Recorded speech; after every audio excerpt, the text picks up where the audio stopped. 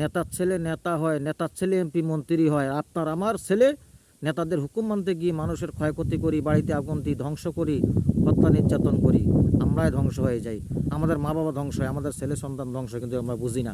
নেতার ছেলে বিদেশে পড়ালেখা করে আর আমরা দেশে নেতার হুকুম মেনে গুন্ডামি, ভাঙচুর, চাঁদাবাজি করি। নেতারা ঠিকই যায় দেখেন আরাম আয়েসে আছে, আর তাদের হুকুম মাইনা, নেতা নেত্রীর হুকুম মাইনা যারা মানুষের উপর জুলুম নির্যাতন অত্যাচার করেছে, থাকতে পারে না বাসায়, উঠতে পারে না বাজারে।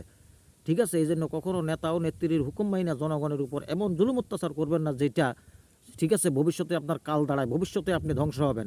নেতা নেত্রীরা ঠিকই তাদের জায়গায় আরামে থাকবে, কিন্তু ধ্বংস হবেন আপনি, আপনার পরিবার, আপনার ছেলে সন্তান, আপনার বাবা মা। এই জন্য এমন ধ্বংসাত্মক রাজনীতি করবেন না। নেতাদের এমন কোনো হুকুম মানবেন না যে হুকুম মানতে গিয়ে আপনি ধ্বংস হয়ে যান, আপনার পরিবার ধ্বংস হয়ে যায়। ঠিক আছে, রাজনীতি করবেন জনগণের জন্য, দেশের জন্য, দেশের মানুষের জন্য, যেন আপনি বাঁচে থাকলে আপনার দোয়া করে, মরে গেলেও দোয়া করে।